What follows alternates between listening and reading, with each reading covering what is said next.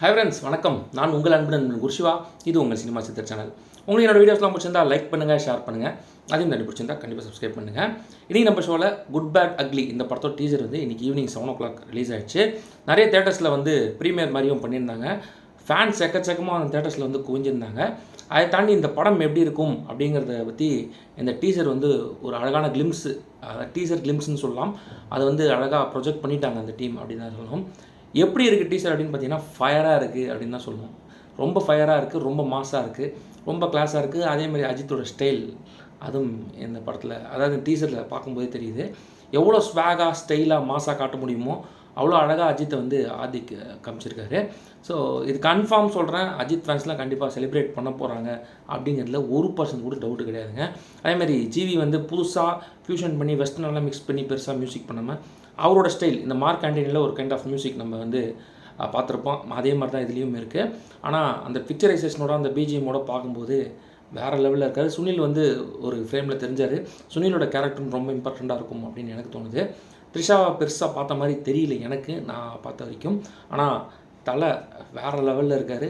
அதாவது Worth the weight அப்படின்னு எனக்கு தோணுது. அதாவது ஒரு 10 மடங்கு இருக்கும் அப்படின்னு எனக்கு தோணுது. மங்காத்தாக்கு ஒரு 10 மடங்கு இந்த படம் இருக்க போகுது அப்படிங்கிறது எந்த டவுட்டும் எனக்கு இல்லை அப்படின்னு நான் சொல்கிறேன். ஏன்னா எனக்கு அந்தளவு இம்ப்ரெஸ் ஆச்சு டீசர் பொறுத்த வரைக்கும்.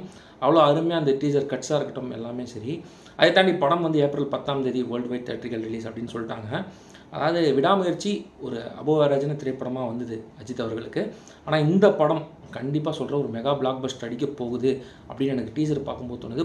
ஆனால் பொறுத்திருந்து பார்க்கணும். ஓவர் ஹைப்பு அப்படின்னு வச்சுக்கிறத விட படம் எப்படி இருக்குன்னு பொறுத்திருந்து பார்க்கணும். ஏன்னா என்னை பொறுத்த வரைக்கும் படத்தில் மாஸ் மூமெண்ட்ஸ் அப்படிங்கிறது ஆதிக்கு ஃப்ரேம் பை ஃப்ரேம் வச்சுருப்பாரு அப்படின்னு தெரியுது. அதேமாதிரி கேரக்டர் வைஸ் ஒரு சில விஷயங்கள் சொல்ல வராங்க. குட் பேட் அக்லி அதை பேஸ் பண்ணி ஒரு சில விஷயங்கள்லாம் சொல்ல வராங்க. அதெல்லாம் பார்க்க எவ்வளோ இன்ட்ரெஸ்டிங்காக இருக்குது அப்படின்னு நம்ம எஃப்டிஎஸ் பார்த்தா தான் தெரியும். அதை தாண்டி ஃபேன்ஸ்லாம் ரொம்பவே இப்போ செலிப்ரேட் பண்ண ஆரம்பிச்சிட்டாங்க. சோஷியல் மீடியா உள்ளே போனாலே ஃபுல்லும் அஜித் பற்றி தான், இந்த குட் பேட் அக்லி டீசரை பற்றி தான் அப்படின்னு தான் சொல்லணும். ஏன்னா அந்தளவு வைப் பண்ணிகிட்ருக்காங்க. இன்னும் ரொம்ப நாட்கள் கிடையாது. எக்ஸாக்டாக சொல்லணும்னா 40 more days to go படத்தோட ரிலீஸ்க்கு அப்படின்னு தான் சொல்லணும். ஒரு சூப்பரான படமாக வரப்போகுது. அதாவது இந்த வருஷத்தோட மோஸ்ட் ஆன்டிசிபேட்டட் மூவிஸில் டாப் 3ல் இந்த படம் கண்டிப்பாக இருக்கும் அப்படின்னு கூட சொல்லலாம். அந்த மாதிரி ஒரு படம் தான் குட் பேட் அக்லி.